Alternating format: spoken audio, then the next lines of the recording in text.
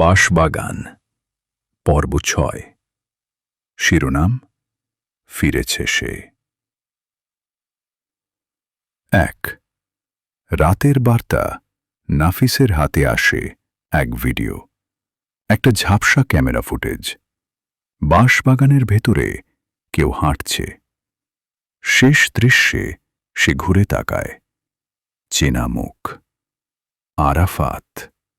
সে ফিসফিস করে বলে, সব আত্মা মুক্তি পায় না ভাই, কেউ কেউ ফিরে আসে, খালি হাতে নয়।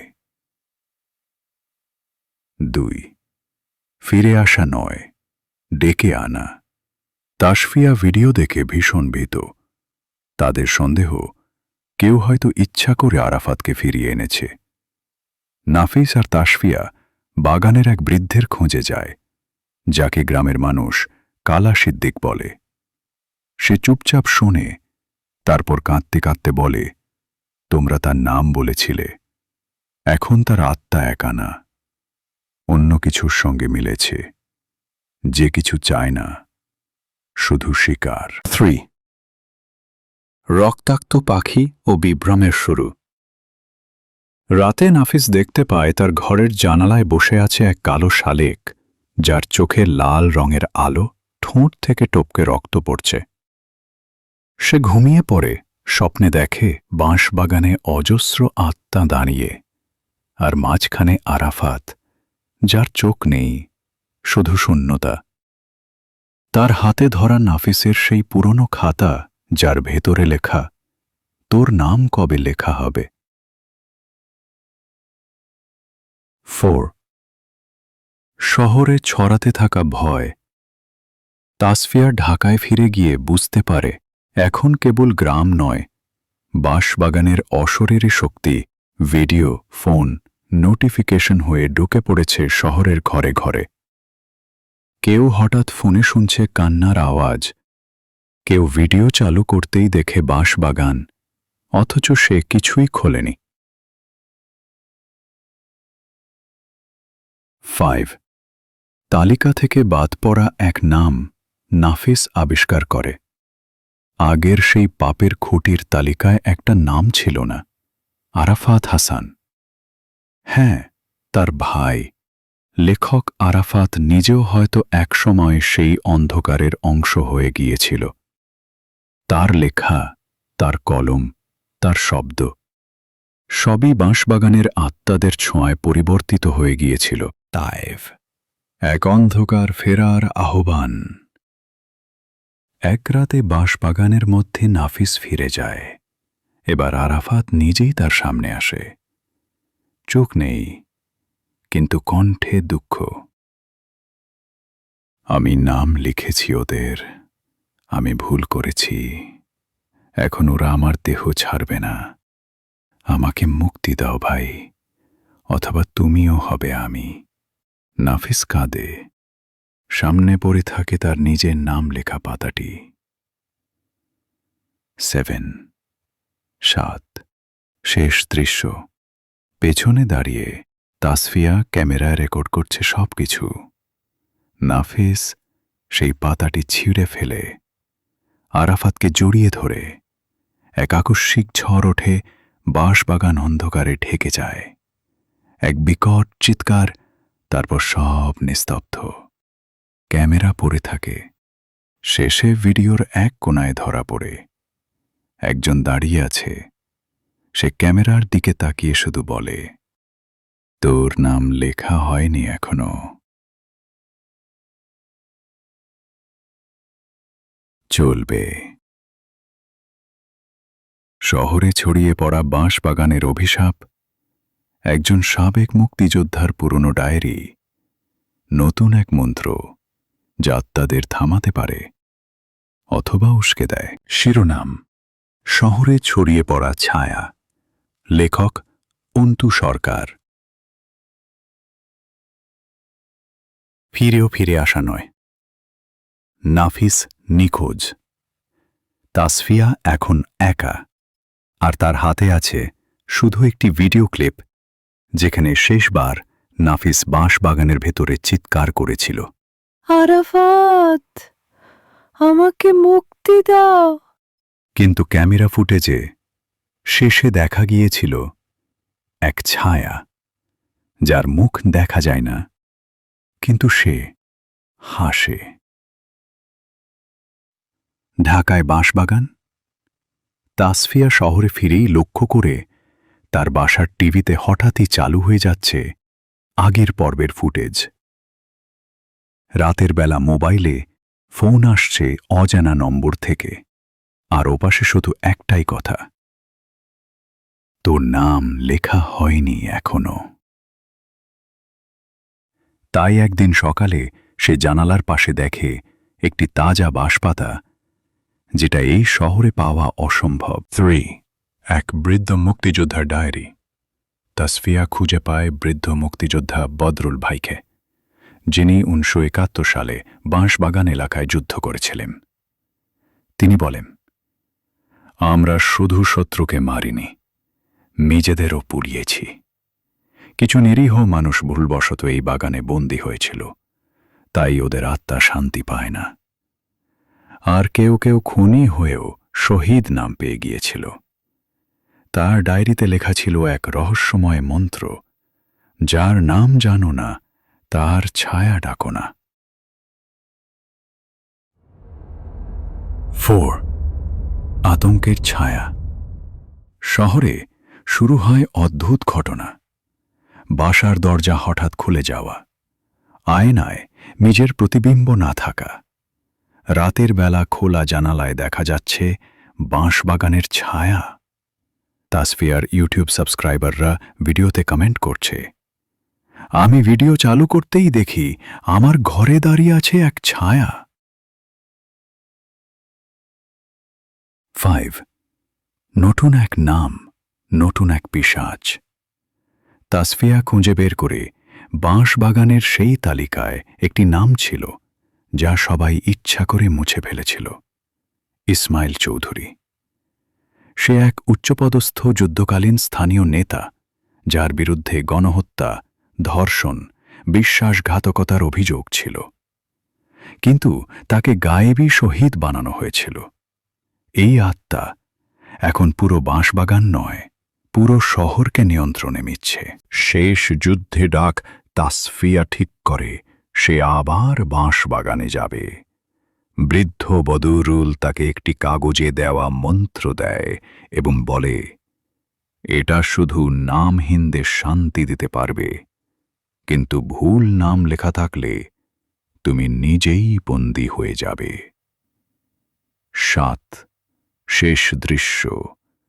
আয়নার ভেতরে কেউ তাসফিয়া রওনা দেয়, কিন্তু যাওয়ার আগের রাতে সে আয়নার দিকে তাকিয়ে দেখে আয়নার ভেতরে সে নেই। সেখানে দাঁড়িয়ে আছে নাফিস, আর তার পাশে এক অন্ধকার ছায়া। নাফিস বলছে, ও ঠিক বলেছিল, ভুল নাম লিখেছ তুমি।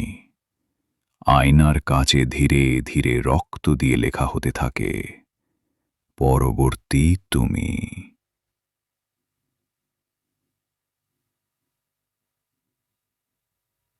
7. চলবে। 7. পরবর্তী পর্ব 8।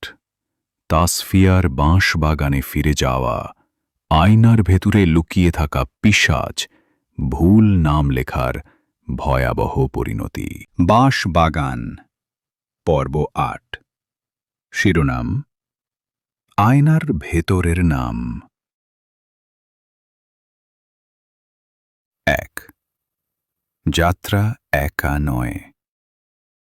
তাসফিয়া আবার বাঁশবাগানে ফিরছে। তার পকেটে একটি ছোট কাগজ, বৃদ্ধ বদরুলের দেওয়া মন্ত্র লেখা, নামহীনকে শান্তি দাও, ভুলকে জাগিও না। কা নয়। সে জানে আয়নার ভেতর থেকে কেউ তার সঙ্গেই যাচ্ছে। বাস ছাড়ার সময় সে জানালায় দেখে নিজের প্রতিবিম্ব, কিন্তু সেটা তাকিয়ে হাসছে, তার আসল চেহারা নয়। 2 বাঁশ বাগানের মাঝখানে আয়না। রাতে বাঁশ বাগানে সে পৌঁছায়। হাওয়া নেই, পাখি নেই, শব্দ নেই, শুধু বাঁশগুলোর মাঝে একটা অদ্ভুত জিনিস দেখা যায়। একটা আয়না, মাটিতে দাঁড়ানো, ধুলোর মতো ধোঁয়ায় ঘেরা। তাসফিয়া দেখে আয়নায় নিজের ছবি নেই, বরং সেখানে দাঁড়িয়ে আছেন নাফিস। তার মুখ দিয়ে রক্ত ঝরছে আর বলছে, তুইও আমার মতো। আয়না ঠিন, নাম ভুলে যাওয়া মানে মৃত্যু। হঠাৎ আয়নার কাছে লিখে উঠছে নাম তাসফিয়া রহমান, ভুল নাম। সে বুঝে যায় কোনোভাবে তার আত্মা থেকে নামটি চুরি হয়ে গেছে। যদি সে নিজের আসল নাম ভুলে যায়, তবে সে চিরকাল ওই আয়নার ভেতরে বন্দী হয়ে যাবে।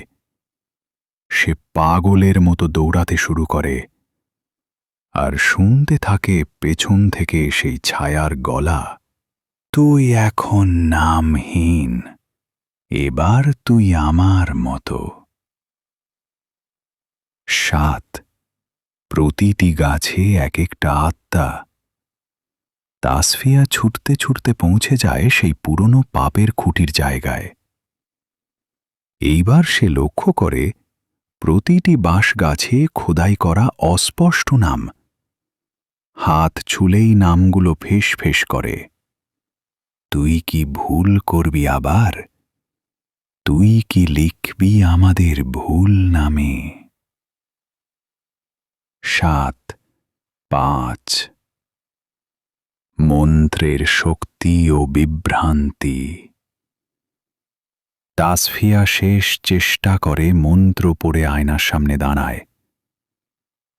তার কণ্ঠ কাঁপছে, সে পড়ছে, যার নাম জানো না তার ছায়া ডাকো না। আয়নার কাঁচ ফেটে যেতে থাকে আর তার ভেতর থেকে একের পর এক ছায়া বেরিয়ে আসে। কিন্তু তারা কেবই রেগেনি, বরং তারা হালকা হাসি দিয়ে বলে, আমরা ভুলে গিয়েছিলাম আমাদের নাম।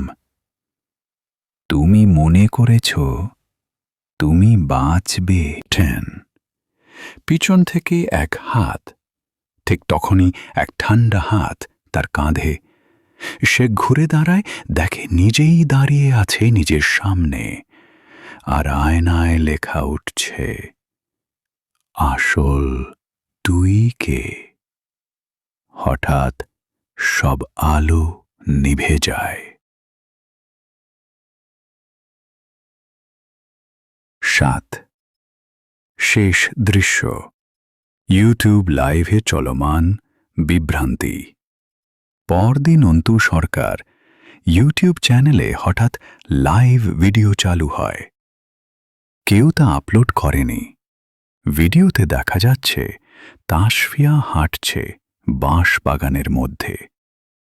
তার চোখ ফাঁকা, কণ্ঠে শুধু একটি লাইন, তুই কি জানিস তোর নাম আসলে কি?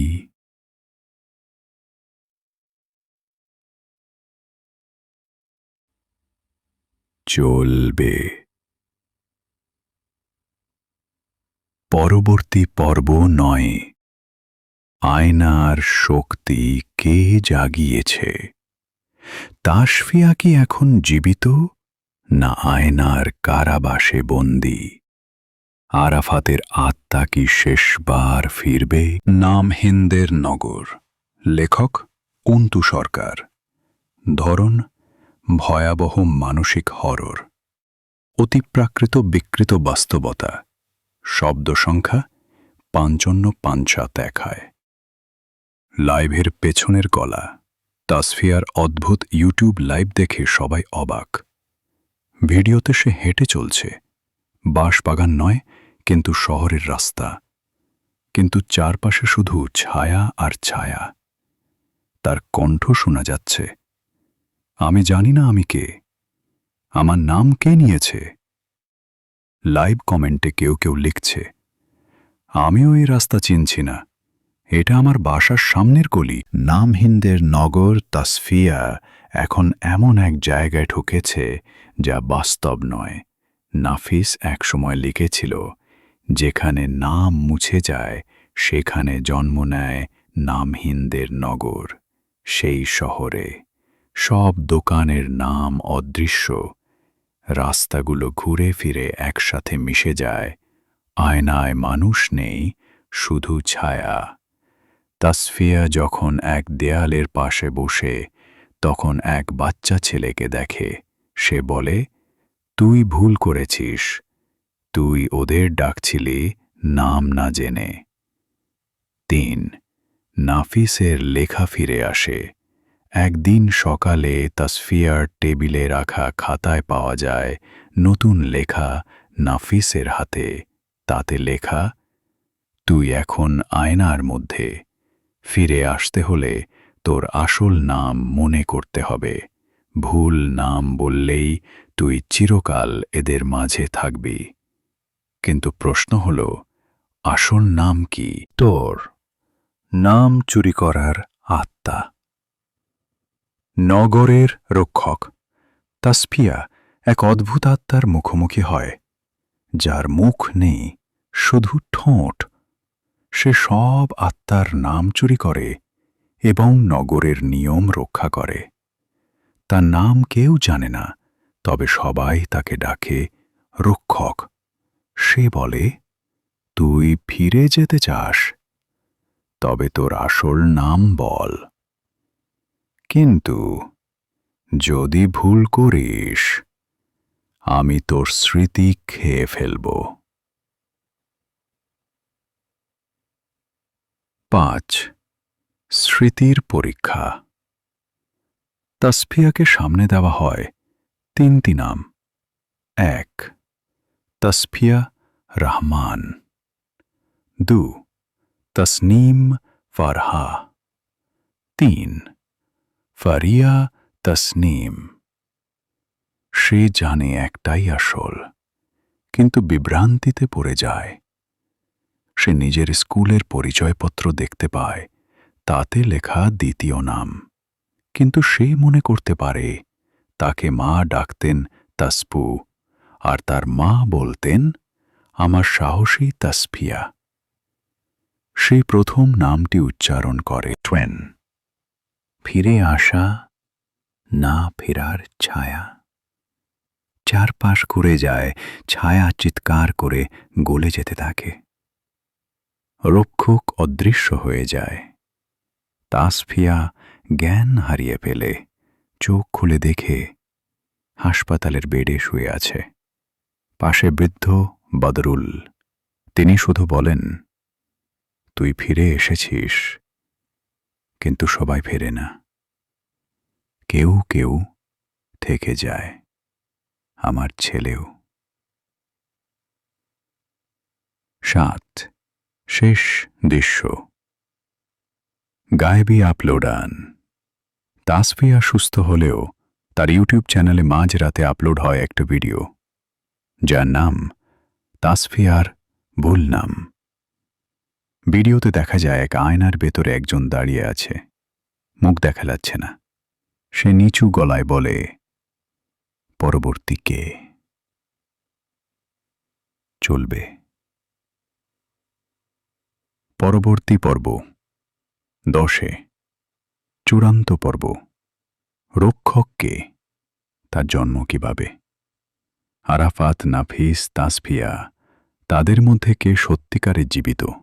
এবং শেষবারের মতো বাঁশবাগানের আত্মারা কি সত্যি মুক্তি পাবে? রংক্রুম বাঁশবাগান, পর্ব সও। শিরোনাম, নামের চূড়ান্ত শাস্তি। লেখক অন্তু সরকার। 10 রাত। আয়না আর একটা ডাক। তাসফিয়া প্রায় সুস্থ, কিন্তু রাত বাড়লেই সে আবার দেখতে পায় আয়নার গায়ে ধোঁয়া জমে, আর সেই ধোঁয়ার ভেতর দিয়ে ভেসে আসে নাফিসের কণ্ঠ। সবাই ফেরে না, তুইও পারবি না। তার মোবাইলে একটি পুরনো ভিডিও ক্লিপ চলে আসে, যেখানে আরাফাত ফিসফিস করে বলে, আমরা কেউ নিজেদের নাম জানি না, আমরা তো নাম ভুলে গেছি বহু আগেই। যা পৌঁছানোর কথা ছিল না, হঠাৎ একদিন ডাকপিয়ন নিয়ে আসে একটি চিঠি। তার উপর কোনো ঠিকানা নেই, শুধু লেখা, তোর নাম আর তোকে আলাদা করে দেখছি না। চিঠির ভেতরে ছিল এক পুরনো নোট। রক্ষক আসলে নামের অভিশাপ। সে জন্ম নেয় যখন কারো পরিচয় ভুলে যায় সমাজ, আর তাকে গায়েবী শহীদ বানায়। রক্ষক কারো নাম নিজে রাখে না, শুধু অন্যদের কেড়ে নেয়। থার্ড, শেষবারের মতো বাঁশ বাগান। তাসফিয়া আবার যায় বাঁশ বাগানে। এইবার সে জানে ফিরে আসা হয়তো সম্ভব না। সে পৌঁছে সেই আয়নার সামনে, আর আয়নায় এবার সে দেখে নিজেকে নয় বরং নাফিসকে। আর পাশে দাঁড়িয়ে আরাফাত। তারা একসাথে বলে, আমরা মুক্তি চাই না, আমরা চাই সবাই আমাদের মতো হোক। 4. রক্ষকের মুখ। হঠাৎ সব ছায়া থেমে যায়। এক ভাঙা বাঁশের গোড়ার নিচ থেকে বেরিয়ে আসে একটা কালো দেহ। তার কোনো মুখ নেই, শুধু কণ্ঠ। একাধিক কণ্ঠে একসাথে গলা তোলে, তোর নাম তোকে ফিরিয়ে দেব, যদি তুই আমাদের শেষ নামটি লেখিস। তাসফিয়া জিজ্ঞেস করে, শেষ নামটা কি? একটি পুরনো তালিকা তার সামনে পড়ে যায়। সব নাম কাটা, শেষ নামটি শুধু খালি। নিজের নামই শেষ নাম? তাসফিয়া বুঝতে পারে শেষ নামটি আসলে তার নিজেরই। কারণ এই নামহীন আত্মারা চায় তাকে তাদের অংশ করতে। সে খাতায় নিজের নাম লিখতে গিয়েও থামে। তখনই আয়নায় সে দেখতে পায় আসলে সে আরাফাত নয়, নাফিস নয়, তাসফিয়া নয়। সে এক আত্মা, যাকে এই পুরো গল্পে আমরা ভুলে গেছি। তার আসল নাম কোনোদিন বলা হয়নি। সে বলে, আমার নাম কেউ জানে না, এখন আমি রক্ষক। 6. সব কিছু উল্টে যায়। তাসফিয়া নিজের নামের জায়গায় শুধু লিখে দেয় রক্ষক। নামহীন। বাঁশবাগান কাঁপে। সব আত্মা চিৎকার করে বলে, আমরা ভুলে গেছি আমাদের নাম। এই ভুল আর কাউকে করবি না। তখন সব আত্মা ধীরে ধীরে হালকা হয়ে বাতাসে মিশে যায়। 7. শেষ দৃশ্য। নীরবতা। বছর খানেক পরে কেউ একজন নতুন করে ইউটিউবে ভিডিও বানিয়েছে। বাঁশবাগানে আজ আর কোনো কান্না শোনা যায় না।